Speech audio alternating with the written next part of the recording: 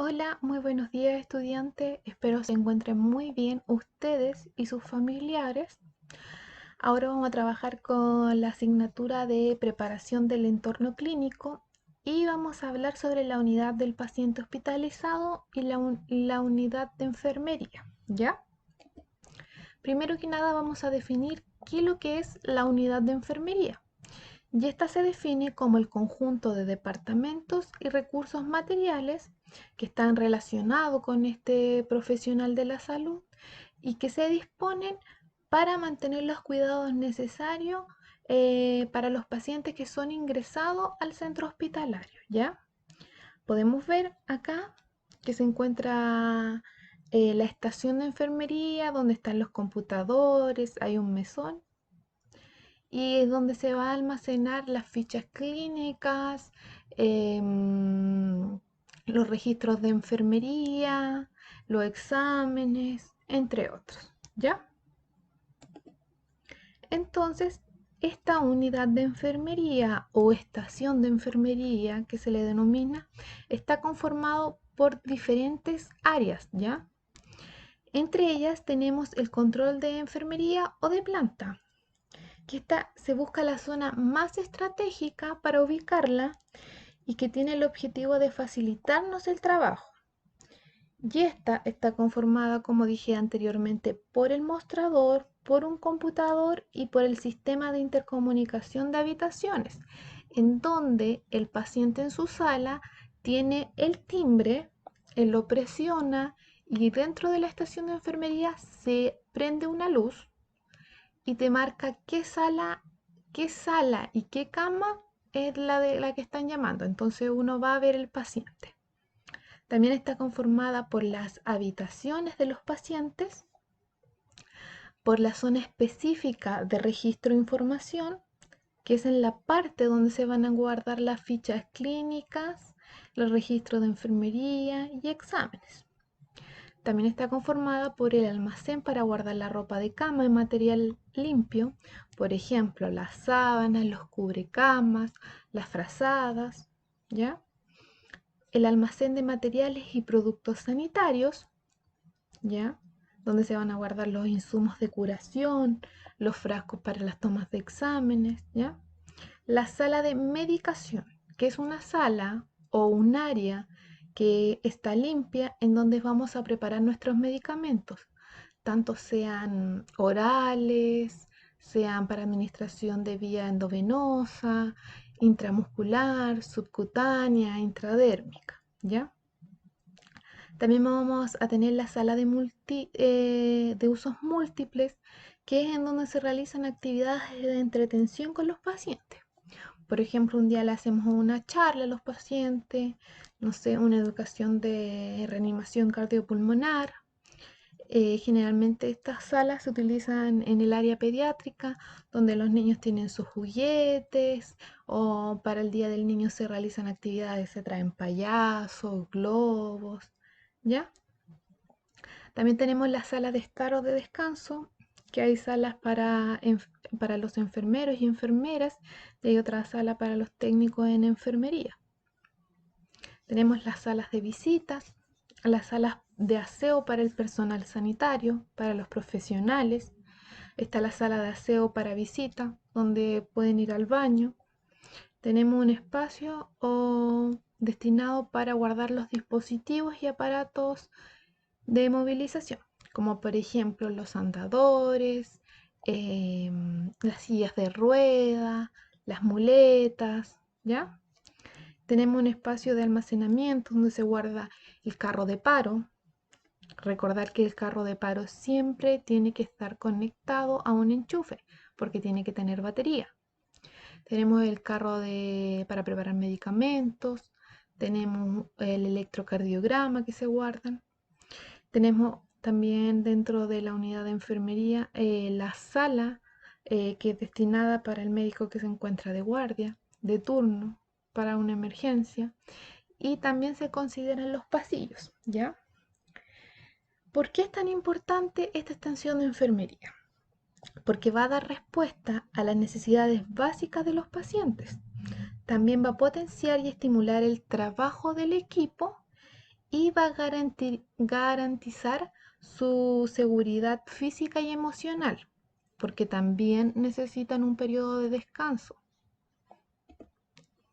Ahora bien, entramos a la unidad del paciente y dice que es el conjunto formado tanto por la habitación, el mobiliario y el material que va a utilizar este paciente durante su estadía en el centro de salud.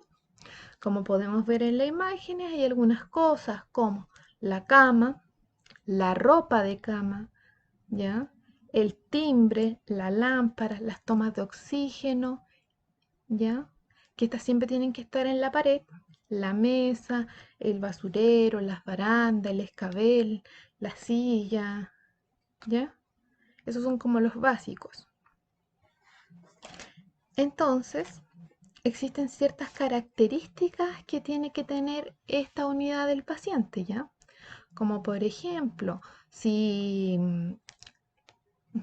hay dos camas dentro de la misma sala, tendrá que tener un biombo o cortina para poder asegurar la intimidad del paciente.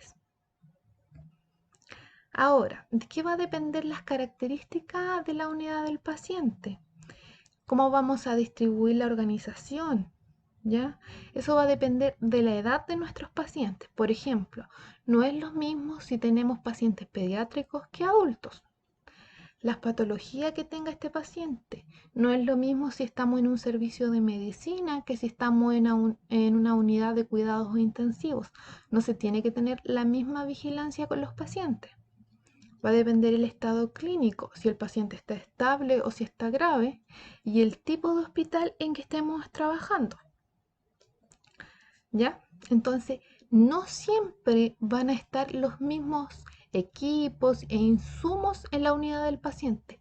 Va a depender de las características que mencioné anteriormente. Por ejemplo, la edad que tienen los pacientes, su estado clínico, el tipo de hospital, ya su condición. Ahora, las medidas de la habitación generalmente se dividen en tres, donde está la habitación individual, que mide aproximadamente 10 metros cuadrados, las habitaciones dobles, donde hay dos camas, que miden 14 metros cuadrados, y las habitaciones triples, donde hay tres camas, que miden entre 18 a 20 metros cuadrados. Las camas pueden aislarse, como dije anteriormente, por biombos o cortinas para respetar nuestra intimidad del paciente. Y siempre las habitaciones individuales deben preservarse o dejarse para el aislamiento de pacientes. ¿En qué paciente estoy hablando? En nuestros pacientes psiquiátricos, en nuestros pacientes inmunodeprimidos, en pacientes que tengan infecciones contagiosas como por ejemplo tuberculosis. No los podemos dejar en otra sala donde estén pacientes sin esa patología, porque como sabemos, la tuberculosis se transmite por vía aérea. Entonces tiene que haber una sala destinada solo para este paciente. ¿Y en qué otro paciente más podemos dejar en una sala individual? Los pacientes posoperados, porque tienen alto riesgo de infección. Entonces, repito, ¿cuáles pacientes sí o sí tienen que utilizar una habitación individual? Los pacientes psiquiátricos, pacientes inmunodeprimidos, pacientes con infecciones contagiosas y pacientes postoperados. ¿Hasta cuántas camas podemos colocar en una habitación? Máximo 4 camas es lo ideal. Y ahora les realizo esta pregunta. ¿Por qué distancia debe estar separadas las camas entre sí? Como por ejemplo aquí en la imagen. ¿Cuánto tiene que ser la distancia? ¿Ya? La distancia tienen que estar separadas las camas entre sí desde 1 a 1,20 m. ¿Y por qué se estableció esta medida? Si ustedes recuerdan que debieron verlos en bioseguridad, los tipos de aislamientos, cuando tenemos un aislamiento de gotita y estornudamos, ¿cierto? Ese microorganismo viaja a través del estornudo y luego desciende y cae. Pero ¿cuánto es la distancia que viaja? 1 metro. Entonces, si nosotros mantenemos esa distancia, no se nos va a contagiar el paciente que tenemos al lado, probablemente.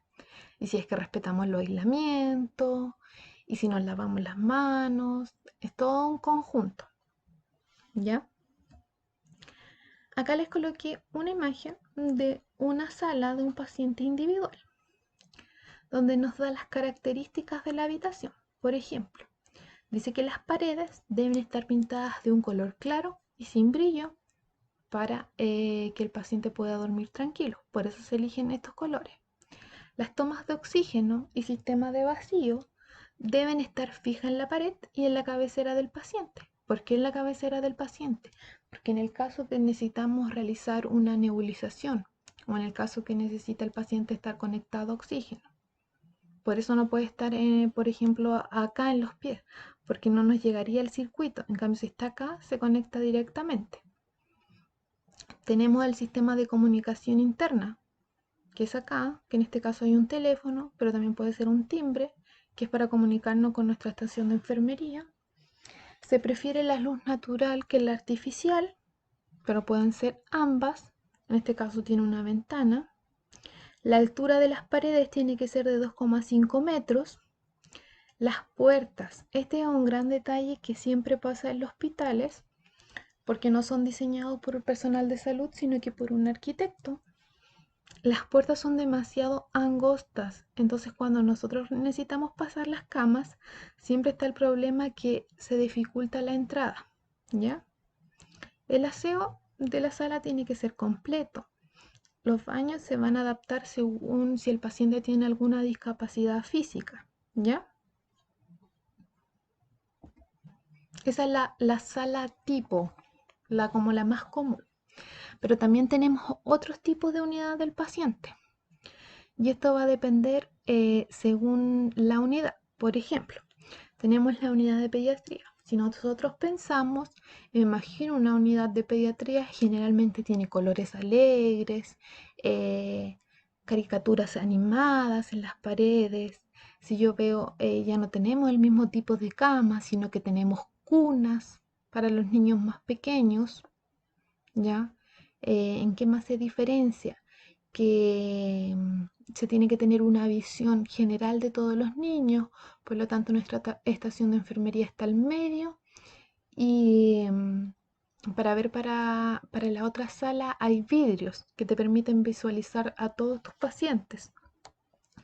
La unidad de geriatría generalmente hasta tiene equipamiento distinto, donde tienen sillas de ruedas, andadores, bastones, los baños están adecuados según la condición, con barandas, con retretes portátil, con baños para ducha, ¿ya? Y el resto de las unidades generalmente tienen la misma característica que la que vimos anteriormente en la imagen, que es la unidad como tipo común, ¿ya? De unidades del paciente. Tenemos que las unidades de geriatría o de los pacientes que tienen alguna dependencia física tienen que disponer de mobiliario o equipos de aseo adaptados para estos pacientes. Por ejemplo, en el baño tiene que tener sí o sí las barandas para sujetarse. El tema de las puertas tienen que ser anchas para que permita el ingreso de la silla. Ahora hablaremos de las condiciones del ambiente. Tenemos que tener en cuenta que el entorno que rodea a nuestro paciente tiene una notable influencia sobre la respuesta de este al tratamiento que está recibiendo. Por lo tanto, las habitaciones deben reunir una serie de condiciones ambientales, porque éstas van a repercutir en el estado de salud y en la evolución que tenga el paciente.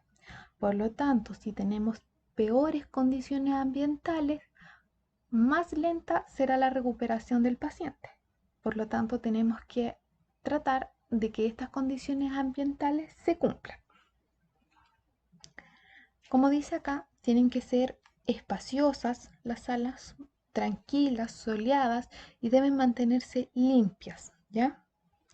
Cuando hablamos de condiciones ambientales, tenemos las condiciones atmosféricas, que es un grupo de condiciones que las vamos a ver más adelante.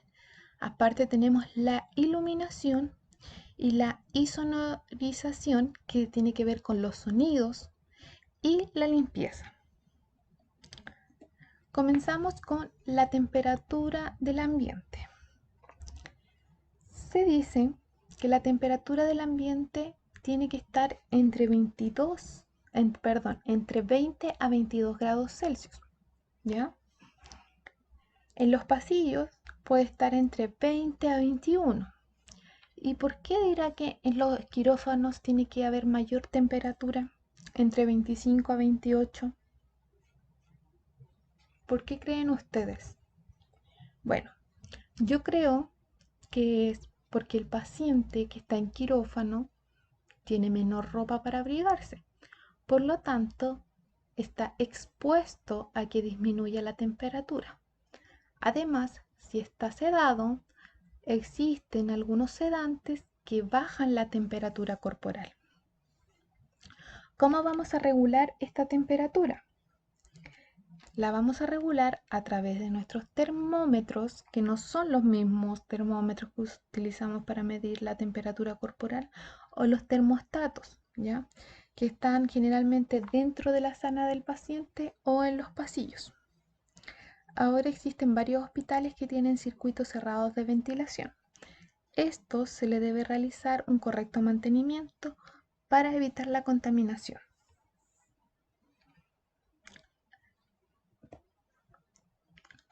Ahora, la humedad. El valor del grado de la humedad generalmente está entre un 40 a un 60%.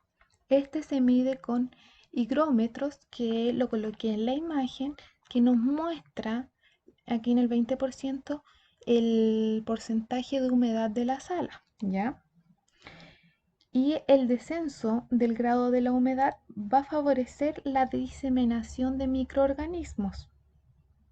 Por lo tanto, va a afectar nuestro sistema respiratorio y nuestro sistema circulatorio. Ahora, la ventilación y la pureza del aire. ¿Cuántos minutos ustedes creen que será necesario abrir la ventana para que se ventile la sala? Basta con 10 a 15 minutos de ventilación, chicos, ¿ya? ¿Para qué se realiza esto? Para remover el aire de la habitación. Esto se va a realizar siempre cuando sea posible, generalmente cuando realizamos el cambio de sábana o limpieza de la habitación. Tenemos que evitar las corrientes de aire, por lo tanto, cuando está el paciente en la sala, lo ideal es colocar un biombo para poder abrir la ventana. En el caso que no se pueden abrir las ventanas, hay algunos hospitales que tienen circuito cerrado de aire acondicionado, por lo tanto no es necesario que nosotros abramos la ventana. Y si las abrimos, vamos a provocar una descompensación del aire. Es decir, estamos afectando este sistema que está diseñado para ir acondicionando el aire. Y detalle muy importante, las corrientes de aire transmiten microorganismos. Por ejemplo, nuestro paciente estornuda y a través de esta corriente de aire se transmiten los microorganismos. Ahora vamos a pasar a la... ¿Se acuerdan que estábamos hablando de las atmosféricas? Y ahora pasamos a la iluminación. En la iluminación podemos tener dos tipos de luz. Uno es la luz natural, que es proveniente por los rayos ultravioletas del sol, y tenemos la luz artificial. ¿Cuál creen ustedes que es la más indicada para el cuidado de nuestros pacientes por el hecho de darnos vitamina D? Obviamente la luz natural, ¿ya? Y esta ayuda a que nuestro paciente se recupere. En cambio, la artificial proviene de una luz indirecta, y esta luz tiene que tener características, no tiene que ser de alta intensidad, tiene que ser una luz que nos permita leer. ¿Por qué las condiciones ambientales, en especial la iluminación, va a repercutir de manera directa en el bienestar, porque la luz natural, en este caso, mejora el estado de ánimo del paciente. Esto no es algo que yo lo inventé, es según estudios. Lo otro que no aparece acá, pero sí los quiero decir, respecto al sistema de comunicación que tienen las salas con la estación de enfermería, y esta se va a encender el color en la estación de enfermería cuando nuestro paciente toque el timbre.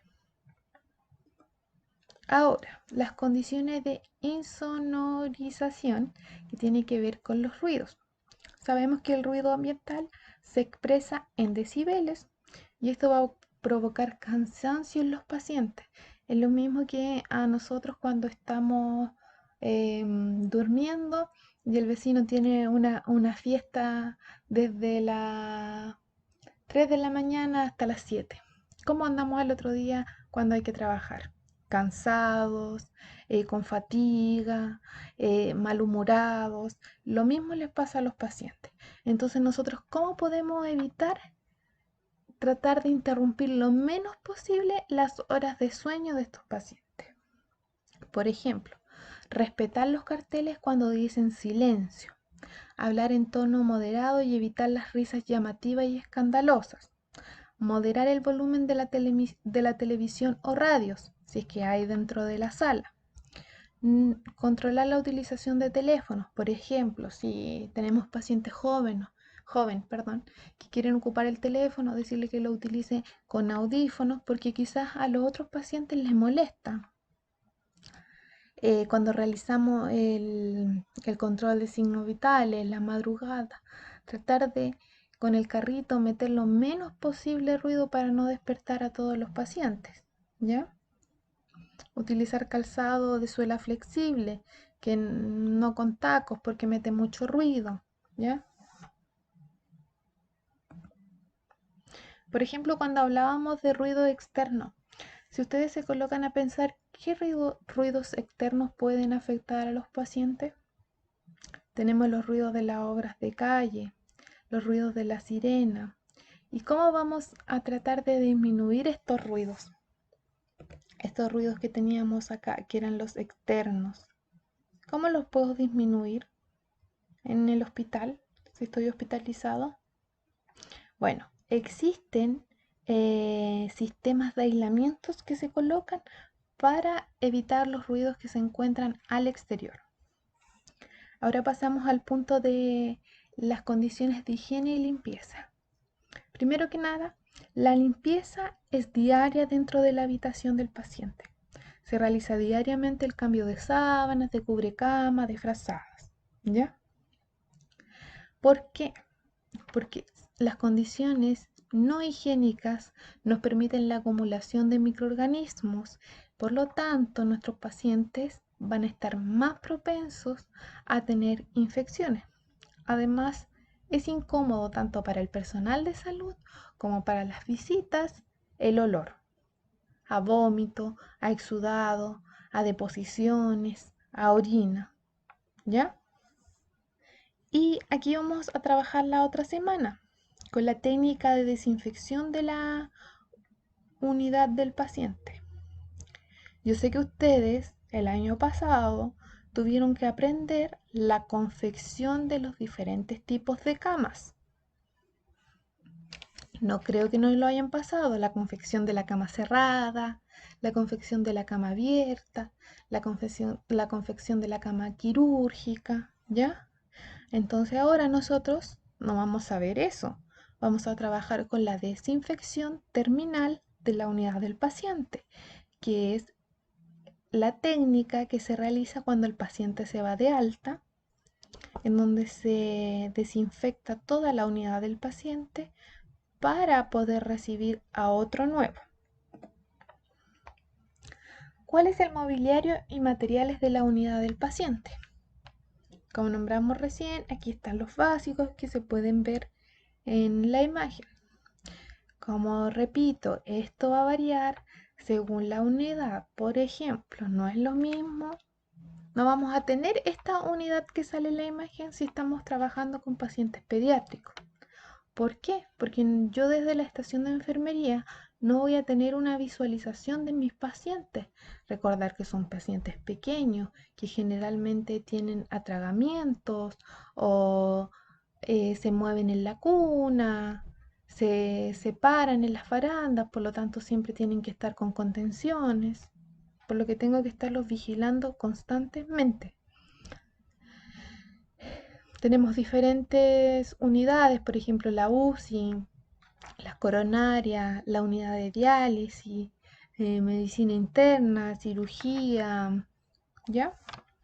Entonces nuestra unidad del paciente va a depender de la unidad de especialidades que estemos trabajando. Volvemos a tener aquí esta imagen de la cama, donde muestra los elementos que van en la cama. Por ejemplo, tenemos que la cama va a la almohada, ojalá una almohada de algodón, ¿ya? Tenemos la colcha o cubrecama, tenemos la manta, tenemos la entremetida, que ¿para qué se utiliza esta? Ustedes que estuvieron con pacientes, ¿en qué nos favorece a nosotros? Nos favorece para movilizar al paciente y no realizar tanta fuerza, ¿ya? Tenemos el cubrecolchón que nos permite proteger el colchón y tenemos las sábanas, ¿ya? Los tipos de cama. ¿Qué tipos de cama conocen ustedes? Bueno, tenemos las camillas de exploración, que estas camillas pueden ser rígidas o flexibles y es donde se realiza el examen físico o sirven de traslado. ¿Qué se les coloca a esta camilla? Una cubre sabanilla, ¿ya? Tenemos nuestras camas de descanso, que son las que ocupan nuestros pacientes hospitalizados, donde tenemos la cama metálica rígida, que es la más común, las camas articuladas, las camas ortopédicas, no sé si la han visto antes, que acá se le coloca peso y es para pacientes con trauma o politraumatizados donde hay fractura y se tiene que estabilizar el hueso, es decir, que queda derecho. Y eso se trabaja con peso, ¿ya? Tenemos la cama electrocircular, que es utilizada para pacientes gran quemados, pacientes politraumatizados que van a estar mucho tiempo en cama. Y tenemos la cama de acá arriba, ¿ya? Que está generalmente para establecer presión. Entonces generalmente lo ocupamos en pacientes con riesgo de úlceras por presión, UPP. Y tenemos la incubadora, que son para los bebés, ¿ya? Ahora, estas camas pueden tener un circuito eléctrico donde se maneja la altura, pueden tener control remoto donde manejo el control de posición y pueden tener otros accesorios, como por ejemplo lo que dijimos anterior, tracción, que era para manejar el peso en pacientes con fracturas. Ahora vamos a hablar sobre la descripción de las camas. Además de que facilitan la acomodación y permanencia de los pacientes, también nos permite a nosotros como profesionales realizar nuestras tareas con seguridad y previniendo riesgos, como por ejemplo los relacionados con la postura, que es muy importante, chicos. No tenemos que hacer más fuerza de la debida, entonces tenemos que tratar de movilizar al paciente según técnicas que existen, que no se las voy a explicar porque no está dentro de mi módulo, ¿ya? Entonces, ¿dónde vamos a colocar esta cama? ¿Cómo va a estar ubicada?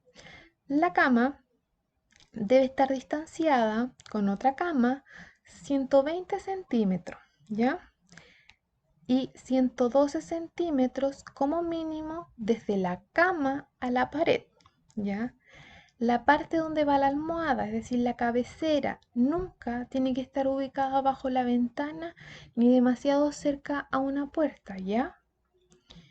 Y la unidad del paciente se colocará para que se pueda acceder fácilmente a ella por tres de su lado. Es decir, la cama va a estar ubicada en una posición donde nosotros podamos acceder por tres lados, por el lado de los pies y por los costados, ¿ya? Es decir, por el lado de la mano derecha y por el lado de la mano izquierda y abajo de los pies. ¿Por qué? Porque cuando tenemos que realizar una técnica, tenemos que movernos y tenemos que tener a un compañero a un lado y al otro compañero al otro para poder movilizar al paciente, ¿ya? ¿Qué accesorios tienen las camas? Tenemos los colchones de látex, que son fáciles de desinfectar. Tenemos los colchones de espuma, ¿ya? Tenemos el colchón de goma con tubos o celdillas, que este generalmente se utiliza para prevenir úlceras por presión. Tenemos el colchón de esferas fluidificadas, que trabajan con presiones y también su objetivo son las úlceras por presión, ¿ya? Y el colchón antiescara, que por decirlo de una forma es el más bueno o el más avanzado en tecnología, y este trabaja con presiones. Por ejemplo, tenemos cierta cantidad de espacios que están inflados y los otros no tienen aire. Entonces después se inflan los de acá y baja la presión en el otro lado y va intercambiando. Quiero que le quede muy claro, y siempre para sus educaciones lo sepan, que el uso de colchón antiescara no reemplaza el cambio de posición. No sirve de nada que nosotros, nuestro paciente, lo tengamos en un colchón y no realicemos cambio de posición. Lo más efectivo es el cambio de posición cada 4 horas. ¿Qué mobiliario y equipo vamos a trabajar? Recuerden que el mobiliario y equipo va a depender del tipo, tipo de paciente, del tipo de unidad que estemos trabajando, del tipo de hospital. En general son los que yo les coloco acá abajo. El colchón, la almohada, la mesa, la silla, el escabel, el pato urinario, el cesto de basura, el velador, los tomas de oxígeno, guante, la bata, la ropa, que está como camisón, los dispensadores, el baño, reloj, toalla desechable. ¿Ya? Ahí los pueden leer. Aquí también se los clasifique el material de uso habitual, el material de higiene personal y otros materiales en función a la patología del paciente. Por ejemplo, tenemos las almohadillas que permiten al paciente poder adoptar distintas posiciones. El arco de cama, no sé si lo conocen, que es un dispositivo para que la ropa de cama no esté en contacto directo con el paciente. Se utiliza en pacientes con trauma, generalmente fracturas de piernas, o en los pacientes que han sido operados de prótesis total de cadera, ¿ya? Aquí tenemos imagen. Muy importante acá mencionar cuáles son las características que tienen que tener estos elementos, ¿ya? Los elementos para atender a un paciente tienen que ser desechables. ¿Para qué? Para evitar riesgo de infección, ¿ya? ¿Por qué se utilizarán estos colores claros y no oscuros? Para nosotros poder evidenciar suciedad y realizar desinfección en estos artículos, ¿ya? Ahora, ¿cuáles van a ser las funciones de nuestro técnico en enfermería en la unidad del paciente? Primero, cuando el paciente ingresa al hospital, es el técnico el que se encarga de recibirlo, por lo que tiene que tener en cuenta una serie de aspectos para ayudar a instalar a este paciente y que se adapte al medio hospitalario, porque sinceramente no es fácil. Yo creo que nadie quiere estar hospitalizado, lejos de su familia, con una alimentación que generalmente no les gusta, ¿ya? Sometido a procedimientos generalmente invasivos. No es agradable. No es que el paciente por gusto quiera estar ahí. Entonces siempre tenemos que colocarnos en la posición del paciente, ¿ya? Entonces nosotros vamos a tener normas que vamos a educar a este paciente y a su familia, ¿ya? ¿Qué normas hay y qué normas tenemos que informar al paciente? Primero le vamos a informar las normas de horario, es decir, en qué horario se entrega la alimentación, cuál es el horario de visita, cuál es el horario en que pasa el médico haciendo ronda, en qué horario ellos pueden consultarle, ¿ya? Que él tiene que hacerse responsable por todo el material que esté en su unidad. Por lo tanto, cuando el paciente ingresa, nosotros vamos a verificar que este material y equipo esté en buenas condiciones, ¿ya? ¿Qué más? Vamos a dirigirnos a este paciente con respeto y vamos a hablarle por su nombre. Vamos a mostrarle dónde están los servicios más comunes, o en este caso se las vamos a explicar. Por ejemplo, capilla, donde está la sala donde pueden ver televisión, las salas de uso múltiple, ¿ya? Vamos a cumplir con las etiquetas de control de enfermería. Por ejemplo, cuando ingresa un paciente, lo primero que tenemos que hacer es colocarle brazalete para su identificación, ¿ya? Vamos a comprobar los sistemas de ventilación, de comunicación, de agua, de luz, ¿ya? Y además vamos a recoger toda la documentación relacionada con su ingreso. Por lo tanto, yo les voy a dar un ejemplo. Viene un paciente desde la urgencia y lo van a subir al servicio de medicina, ¿ya? Entonces ya lo suben, ellos nos traen una carpeta con la hoja de ingreso del servicio de urgencia. Entonces, ¿qué hace el técnico? El técnico le controla signos vitales y prepara la ficha, ¿ya? Prepara la ficha donde va una hoja que va a ser el médico, otra que hace la enfermera de ingreso y la de signos vitales. Entonces, el técnico en enfermería se presenta, le instala su brazalete y le explica lo que le va a realizar. Le toma el control de signos vitales más la antropometría.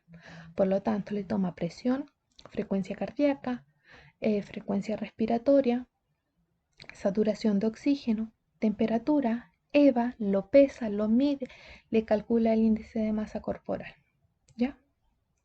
Entonces después le explica todas las normas y todas las dudas que tiene el paciente. Después viene la enfermera o enfermero, le realiza un examen físico y tiene que hacer un diagnóstico de enfermería donde establece como un plan. Por ejemplo, le pone que ella va a controlar signos vitales cada 6 horas. Eso va a depender de la condición del paciente. Ya, y otra serie de procesos. Después viene el médico, también le realiza un examen físico y él es quien nos va a dejar las indicaciones, ¿ya? Por lo tanto, si hay que colocar una sonda Foley, ¿a quién creen ustedes que tiene que instalar esa sonda Foley? La enfermera. Si hay que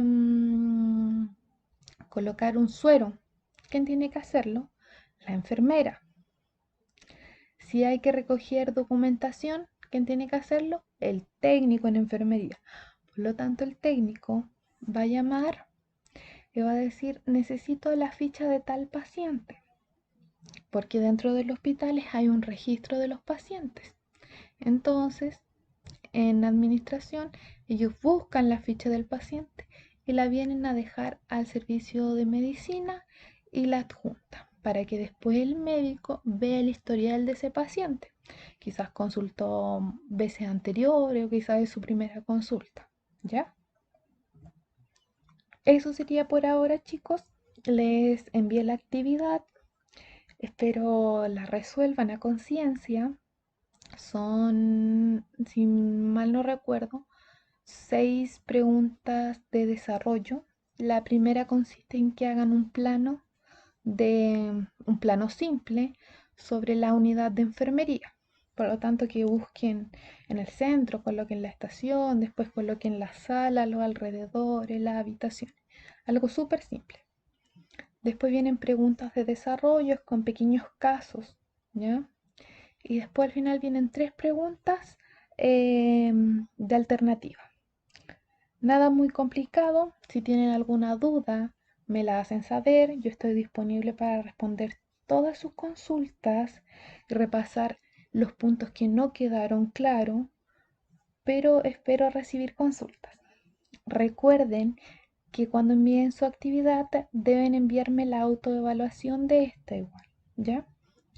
Que se encuentren muy bien y estamos en contacto.